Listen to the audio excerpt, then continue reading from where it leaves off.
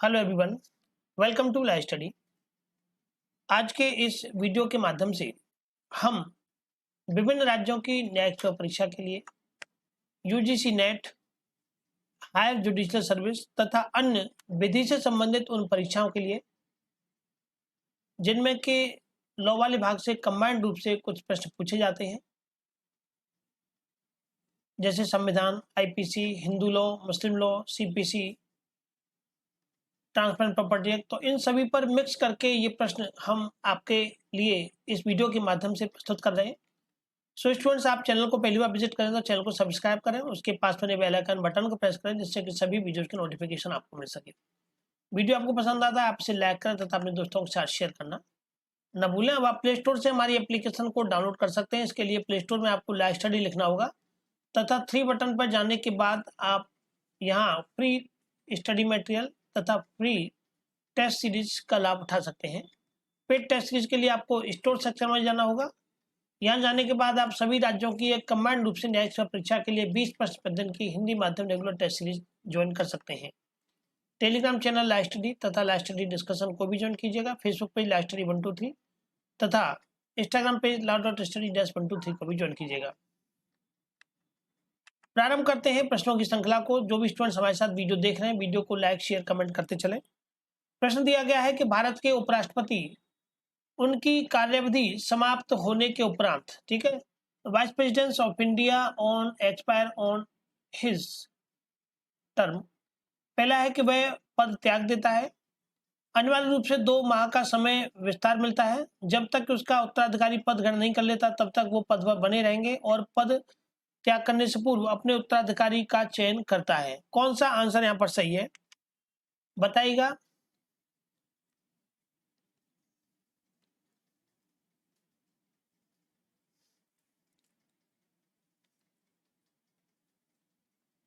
देखिए, भारतीय संविधान के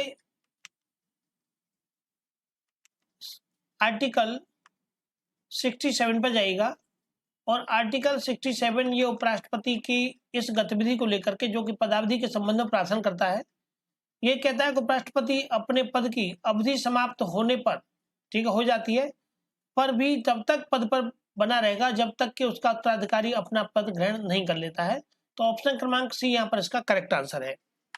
प्रश्न दिया गया है कि भारत के संविधान के निम्नलिखित उपखंडों को कालक्रम के अनुसार व्यवस्थित करें। आपको अरेंज करना है। ये आर्टिकल दिए हुए हैं, आर्टिकल वाइज इन जो नीचे कुछ प्रोविजन है, इन प्रोविजनों को कॉन्स्टिट्यूशन के ईयर वाइज आपको ये लगाने हैं। पहला है कि सिक्किम राज्य के संबंध में विशेष उपबंध, कर्नाटक राज्य के संबंध में विशेष उपबंध, मणिपुर राज्य के संबंध में विशेष उपबंध तथा नागालैंड राज्य के संबंध में विशेष उपबंध। Special provisions with the respect to the state of Nagaland, Manipur, Karnataka and Sikkim, ठीक है। अब इनके संबंध में आपको इनकी डेट वाइज, ठीक है, डेट वाइज आपको इन्हें सेट करना है कि किस डेट के हिसाब से कौन सा यहाँ पर करेक्ट है। तो एक बार सोच विचार के सही प्रकार से आप आंसर दीजिएगा। इसकी डेट अगर आपको याद है तो डेट के हिसाब से देखिएगा पहले और उसके बाद फिर आप आंसर दीजिएगा। देखिए, नागालैंड राज्य के संबंध में जो स्पेशल प्रोविजन है ये आपका 371, ठीक है, आप ये देखिएगा कहां पर है। तो ये आपका 371 नागालैंड राज्य के संबंध में 371 ए में दिया गया है। और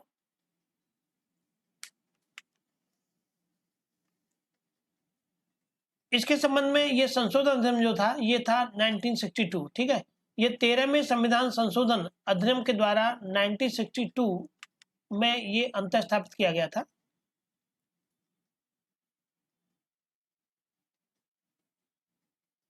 तेरहवें संविधान संशोधन के द्वारा 1962 में ये अंतर स्थापित किया गया था। इसके बाद मणिपुर राज्य के संबंध में जो विशेष उपबंध था ये आर्टिकल 371 सी था और 27वें संविधान संशोधन के द्वारा 1971 में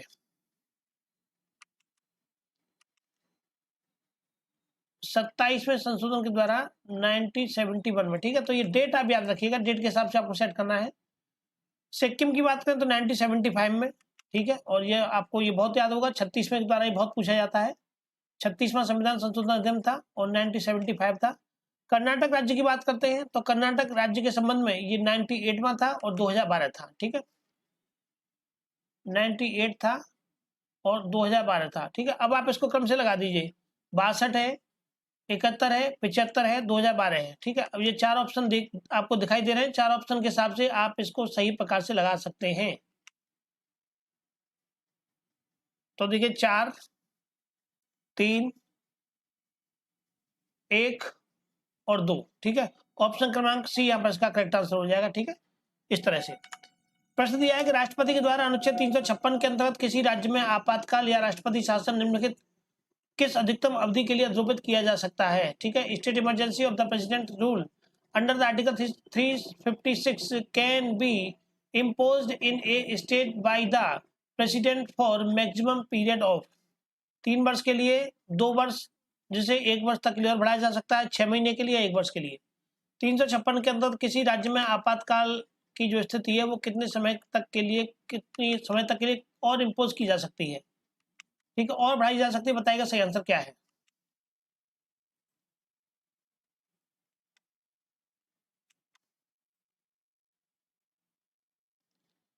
ऑप्शन आपको दिए गए हैं, सभी ऑप्शनों को देखते हुए आपको आंसर देना है, कौन सा आंसर यहाँ पर करेक्ट है। तो 356 जो है आपके राज्य में संवैधानिक तंत्र के विफल हो जाने पर वहां आपातकाल की घोषणा किए जाने के संबंध में राष्ट्रपति की शक्ति को बात करता है। और 356 आर्टिकल 356 का क्लॉज 4 के पहला परंतु आप देखेंगे तो उसमें लिखा हुआ है के अनुसार राज्य में आपातकाल या राष्ट्रपति शासन की घोषणा किसी भी दशा में 3 वर्ष से अधिक तक के लिए प्रवर्त नहीं होगी। ठीक है, 3 वर्ष से अधिक अवधि के लिए प्रवर्त नहीं होती है। ऑप्शन क्रमांक ए यहाँ पर इसका करेक्ट आंसर है। ठीक है, सेक्शन 356 का क्लॉज 4 देखेंगे तो वो 3 वर्ष से अधिक की अवधि के लिए 3 वर्ष तक के लिए बताती है। तो ऑप्शन क्रमांक ए इसका सही आंसर। प्रश्न अगला है, निम्नलिखित में से कौन सा निर्णय भारत में समान नागरिक संहिता बनाए रखने के लिए आवश्यकता के संबंध में नहीं है। मोहम्मद अहमद खान बनाम शाहबानो बेगम का मामला, अशोक हुर्रा बनाम रूपा का मामला, सरला मुदगल बनाम भारत संघ का मामला तथा जॉन बल्लामुट्टन बनाम भारत संघ का मामला। ठीक है, बताइए सही आंसर क्या है। कौन सा निर्णय समान नागरिक संहिता बनाए जाने की आवश्यकता के संबंध में नहीं है।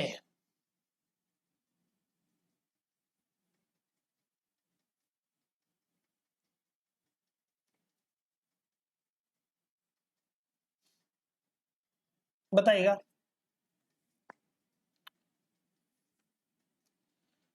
ये आंसर आपका सही है इसका, ऑप्शन क्रमांक बी, रूपा अशोक हुर्रा बनाम रूपा हुर्रा का मामला समान नागरिक संहिता बनाए रखने की आवश्यकता से संबंधित जो नहीं है, इसका ऑप्शन क्रमांक 20 का यहाँ पर करेक्ट आंसर है। रूपा अशोक हुर्रा बनाम Ashok hurrah 2002 supreme court cases का मामला है। इस मामले में उच्चतम न्यायालय के द्वारा उपचारात्मक याचिका या क्यूरेटिव पिटीशन की अवधारणा को विकसित किया गया था। ठीक है, मोहम्मद अहमद खान बनाम जो शाहबानो बेगम का मामला है 1985 का मामला है। इसमें न्यायालय के 5 न्यायाधीशों की पीठ ने ये अभिनिर्धारित किया था कि एक मुस्लिम महिला को भी दंड प्रक्रिया संहिता की धारा 125 के तहत भरण पोषण पाने का अधिकार है। ठीक है, तो इस निर्णय ने ही समान नागरिक संहिता की बहस को आगे बढ़ाया था। ठीक है, इस निर्णय ने ही समान नागरिक संहिता के संबंध में जो बहस थी उसको आगे और बढ़ाया था।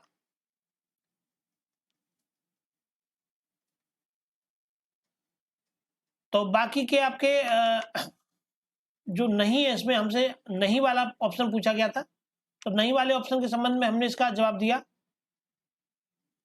कि रूपा अशोक हुर्रा वाला मैटर नहीं है, इसमें क्यूरेटिव पिटीशन को लाया गया था। बाकी के सरला मुदगल का जो मामला था, सरला मुदगल बनाम भारत संघ का मामला, इस मामले में भी उच्चतम न्यायालय ने प्रधानमंत्री से यह निवेदन किया कि वे संविधान के अनुच्छेद 44 पर नया दृष्टिकोण अपनाएं जिससे कि सभी नागरिकों में एक समान सिविल संहिता का प्रावधान हो सके।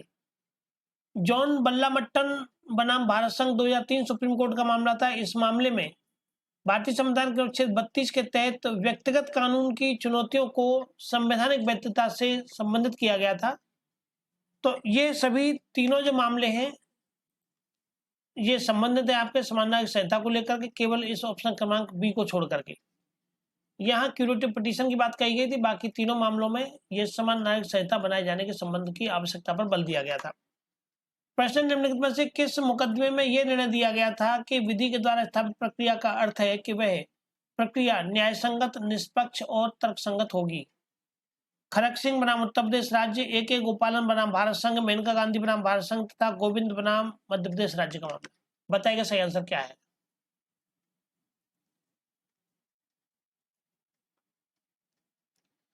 चारों ऑप्शन आपको दिए गए हैं, आपको सोच विचार के सही आंसर बताना है कि सही आंसर यहाँ पर क्या है।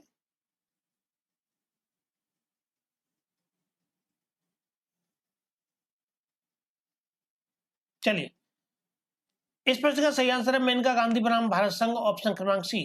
ठीक है, मेनका गांधी बनाम भारत संघ, ऑप्शन क्रमांक सी प्रश्न का सही आंसर है। 1978 सुप्रीम कोर्ट के मामला है। इस मामले में यह निर्धारित किया गया था कि विधि और प्रक्रिया दोनों को उचित, ऋजु और युक्तियुक्त होना चाहिए। ठीक है, उचित होना चाहिए, युक्तियुक्त होना चाहिए। कोई भी प्रक्रिया सम्यक है या नहीं है, इसके लिए यह भी आवश्यक है कि उसमें नैसर्गिक न्याय के सिद्धांत निहित होने चाहिए। तो ऑप्शन क्रमांक सी यहाँ पर इसका सही आंसर है। खड़क सिंह बनाम उत्तर प्रदेश राज्य का जो मामला है, इस मामले में ये अब निर्धारित किया गया था कि किसी भी विधिक प्राधिकार के बिना किसी भी व्यक्ति की दैहिक स्वतंत्रता में हस्तक्षेप किया जाना उसकी व्यक्तिगत स्वतंत्रता के अधिकार को उल्लंघन करता है। ठीक है, बिना किसी विधिक प्राधिकार के आप किसी व्यक्ति की दैहिक स्वतंत्रता को यदि हनित करते हैं तो वो उसकी निजी स्वतंत्रता का हनन होगा। ठीक है, ए के गोपालन बनाम भारत संघ का मामला, इसमें उच्चतम न्यायालय ने यह कहा था कि अनुच्छेद 21 केवल कार्यपालिका के कृत्यों के विरुद्ध संरक्षण प्रदान करता है। ठीक है, और गोविंद बनाम मध्य प्रदेश राज्य का मामला, इसमें यह निर्धारित किया गया था अनुच्छेद 21 के अधीन निजता का अधिकार भी जो शामिल रहे। तो इस प्रश्न का यहाँ जो सही आंसर था वो था आपका ऑप्शन क्रमांक सी। प्रश्न दिया गया है कि लोकपाल और लोकायुक्त अधिनियम 2013 प्रवर्तित हुआ था किस डेट से? मार्च 2013 से, फरवरी 2013 से, जनवरी 2013 से और अगस्त 2013 से। लोकपाल और लोकायुक्त अधिनियम 2013 किस डेट से प्रवर्तित हुआ था? तो लोकायुक्त और लोकायुक्त अधिनियम ये 2013 को 1 जनवरी 2014 को उसको राष्ट्रपति की स्वीकृति मिली थी। ठीक है, 1 जनवरी 2014, ध्यान रखिएगा डेट बहुत पूछी जाती है। राष्ट्रपति की स्वीकृति प्राप्त हुई थी और 16 जनवरी 2014 से ये प्रवर्तित हुआ था।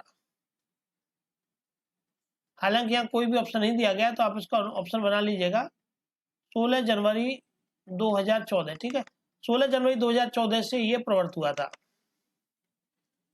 प्रश्न है कि भारतीय संविदा अधिनियम 1872 के उपबंधों या धाराओं के कालक्रम के अनुसार व्यवस्थित करें। संविदा करने के लिए कौन सक्षम होता है? इनके सेक्शन बताने आपको कौन सा सेक्शन है। ठीक है, संविदा करने के लिए कौन सक्षम होता है, पहला। इसके बाद दूसरा है कि विधि के प्रति त्रुटियों का प्रभाव, तीसरा कौन से करार संविदा हो जाते हैं, चौथा विवाह के अवरोधार्थ करार शून्य है। अब आपको बताना है कि इनके पहले तो आप सेक्शन बताइएगा कौन कौन से, इन पर पहले सेक्शन डालो और सेक्शन डालने के बाद फिर आप इनको क्रम में लगा सकते हो। तो कौन से करार संविदाएं हैं, देखिएगा एक ही तरफ से लगा दीजिएगा, ये सेक्शन 10 में आ जाता है। कौन संविदा करने के लिए सक्षम है? ठीक है, कौन संविदा करने के लिए सक्षम है, ये 11 में आ जाता है, सेक्शन 11। ये सेक्शन 10। ठीक है, विधि के प्रति त्रुटियों का प्रभाव या भूल का प्रभाव, सेक्शन 21। ठीक है, त्रुटि भूल का प्रभाव सेक्शन 21। विवाह के अवरोधार्थ करार शून्य है, सेक्शन 26। लगा दीजिए कौन सा आंसर सही है। 10 लगाओ पहले, फिर 11 लगाओ, किसी भी क्रम में, जो इस क्रम में यहाँ दिया गया उस क्रम में आरोही अवरोही जैसे पूछा जाए, हालांकि यहाँ बिल्कुल क्रम पूछा गया है। तो 10, 11, 21 और 26 लगा दो। तो 3, 1, 2 और 4, 3, 1, 2, 4, ऑप्शन क्रमांक सी यहाँ पर इसका करेक्ट आंसर हो जाएगा। प्रश्न अगला है, भारतीय संविधान अधिनियम 1872 के अंतर्गत गारंटी की संविदा में निम्नलिखित शामिल है। 2 पक्षकारों और 2 संविदाएं, 2 पक्षकार और 2 संविदाएं, 3 पक्षकार और 3 संविदाएं, 3 पक्षकार और 1 संविदा, 2 पक्षकार और 1 संविदा। संविदा अधिनियम के अंदर गारंटी की संविदा के अंतर्गत क्या शामिल है? काफी आसान प्रश्न है, बताइएगा।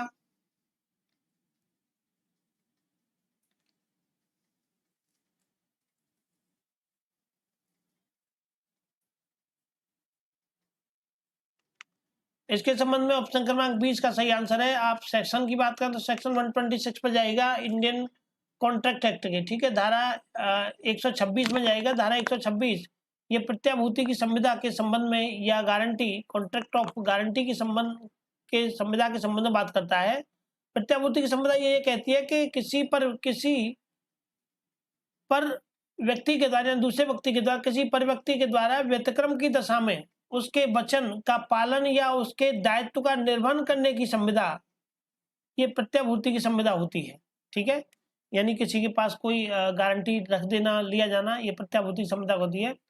यानी कि वो व्यक्ति जो एक इसमें वर्ड यूज किए जाते हैं, एक व्यक्ति वह व्यक्ति जो कि प्रत्याभूति देता है, ठीक है, वो श्योरिटी कहलाता है।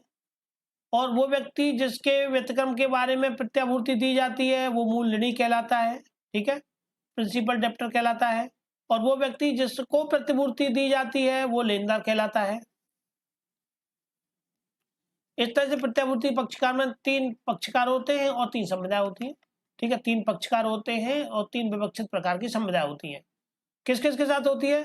एक तो होती है ऋणदाता और ऋणी के साथ में, ऋणदाता और ऋणी के साथ में। जो तीसरा ऋणदाता और ऋणी के साथ होती है।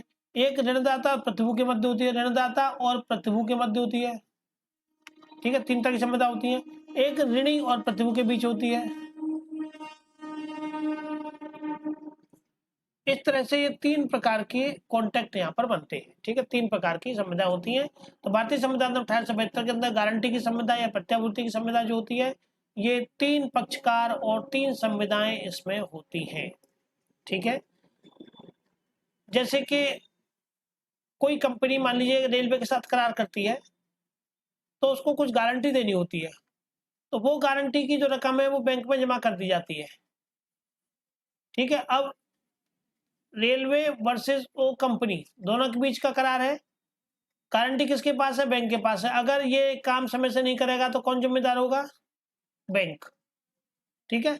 इस तरह से किस किस के बीच में संविदा हो गई? कंपनी और इसके बीच में हो गई, बैंक के बीच में हो गई, रेलवे और कंपनी के बीच में हो गई, और रेलवे और बैंक के बीच में हो गई, ठीक है। इस तरह से ये 3 तरह की जो संविदाएं हैं इसके तहत बनती है। ध्यान से समझिएगा, ठीक है, क्योंकि कोई भी प्राइवेट कॉन्ट्रैक्ट वगैरह जब लिया जाता है तो बैंक गारंटी ली जाती है। बैंक गारंटी के तहत ये 3 पक्षकार उसमें मिलते हैं। प्रश्न है कि बलवा करने की प्रमुख विशेषताओं में निम्नलिखित में से क्या शामिल है?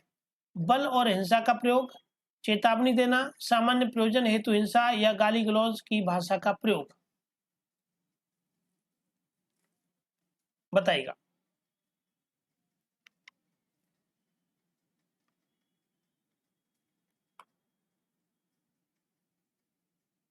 ऑप्शन आपको दिए गए हैं, आंसर आपको बताना है केवल।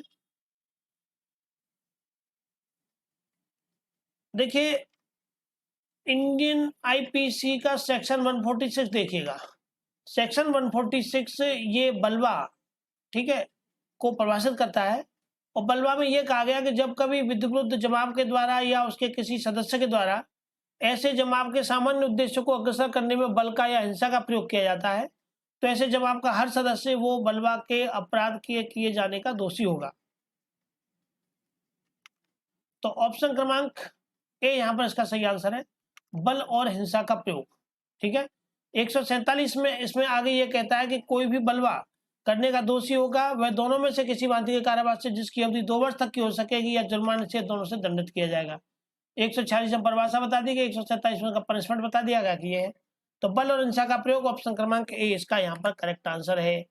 प्रश्न अगला है कि भारतीय दंड संहिता के निम्नलिखित किस प्रावधान के अंतर्गत पीछा करना, किसी स्त्री का उसकी अरुचि के विरुद्ध पीछा करना, जासूसी करना आदि एक अपराध की श्रेणी में आता है? 354 का फर्स्ट, 354 एक में, सेकंड आईपीसी 354, 354 बी, 354 ए, 354 डी, ठीक है। 354 बी, ए और डी। अब बताइएगा कौन सा है? पीछा किया जाना।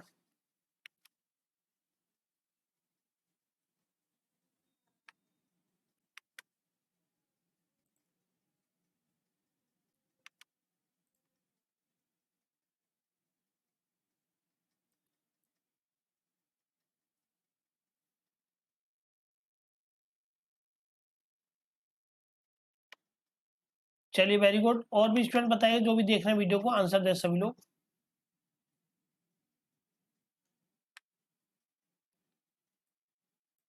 काफी आसान प्रश्न है। ऑप्शन क्रमांक डी इसका सही आंसर है। ठीक है, ऑप्शन क्रमांक डी जो कि 354 डी है। किसी महिला का उसकी इच्छा के विरुद्ध पीछा किया जाना, उसकी स्किनिंग किया जाना एक तरीके से। ठीक है, तो ये 354 डी के तहत आता है।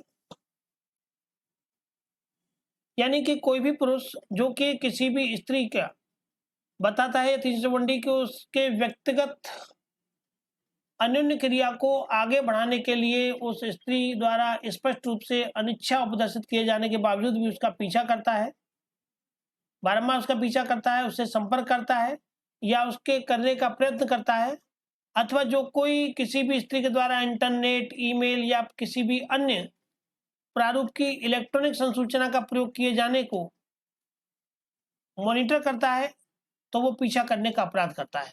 ठीक है, ऑप्शन क्रमांक डी यहाँ पर इसका सही आंसर है।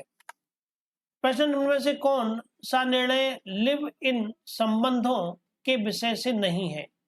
इंदिरा शर्मा बनाम वीके शर्मा, शारदा बनाम धर्मपाल, एस खुशबू बनाम कन्यामल और चुनमैया बनाम चुनमैया कुमार सिंह।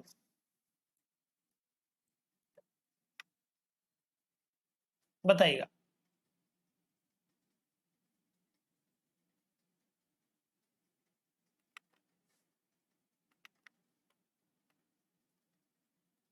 चलिए शीघ्र से शीघ्र आंसर दीजिएगा।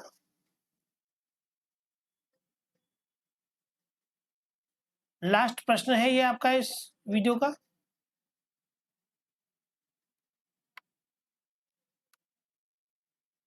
चलिए वेरी गुड। ऑप्शन क्रमांक 20 का यहाँ पर करेक्ट आंसर है। ठीक है, ऑप्शन क्रमांक 20 का यहाँ पर करेक्ट आंसर है। ऑप्शन क्रमांक 20 शारदा बनाम धर्मपाल का मामला। ठीक है, शारदा बनाम धर्मपाल का मामला। इस मामले में उच्चतम न्यायालय ने तलाक के लिए डिक्री देने के का जो चिकित्सा परीक्षा की प्रासंगिकता पर इस मामले में जोर दिया गया था। ठीक है, कौन सा निर्णय लिव इन संबंधों के विषय से जुड़ा हुआ नहीं है? बाकी सब है, केवल ये नहीं है। ठीक है, केवल ये आंसर हमारे यहाँ पर करेक्ट नहीं है। जो शारदा बनाम धर्मपाल का मामला द्वारा समझिएगा, इस मामले में उच्चतम न्यायालय ने तलाक के लिए डिक्री देने का चिकित्सा परीक्षा की प्रासंगिकता पर जोर दिया था। अन्य जो 3 हमको मामले दिए गए हैं लिव इन रिलेशन या लिव इन संबंधों से संबंधित हैं। इंदिरा शर्मा बनाम केवी शर्मा 2013 का मामला है। इसमें उच्चतम न्यायालय ने यह मानते हुए कहा था कि लिव इन रिलेशनशिप में महिलाएं घरेलू हिंसा अधिनियम के संरक्षण की मांग कर सकती हैं। न्यायालय ने यह निर्धारित करने के लिए कि कुछ दिशा निर्देश निर्धारित किए हैं कि कानून के उद्देश्य के लिए लिव इन रिलेशनशिप क्या है। एम खुशबू बनाम कन्यापायल के मामले में न्यायालय ने कहा था कि बिना शादी के एक साथ रहने वाले पुरुष और महिला को अपराध के रूप में व्याख्यायित नहीं किया जा सकता है। और चुनमैया बनाम चुनमुनिया कुमार सिंह का जो मामला था, इस मामले में उच्चतम न्यायालय ने यह माना था कि लिव इन रिलेशनशिप में रहने वाली जो महिलाएं हैं वो हर उस दावे और राहत की हकदार है जो कि एक कानूनी रूप से एक विवाहित पत्नी के लिए सुलभ होते हैं। ठीक है, तो केवल यहाँ जो शारदा बनाम धर्मपाल का मामला ये इससे रिलेटेड नहीं है, बाकी के जो पहला, तीसरा और चौथा ये तीनों आंसर से रिलेटेड है। तो चलिए स्टूडेंट्स, आज के वीडियो को हम यहीं कंप्लीट करते हैं। नेक्स्ट वीडियो में आपसे फिर मुलाकात होगी। So thank you for watching this session. Video को आपको कैसा लगा कृपया आप कमेंट करके अवश्य बताएं।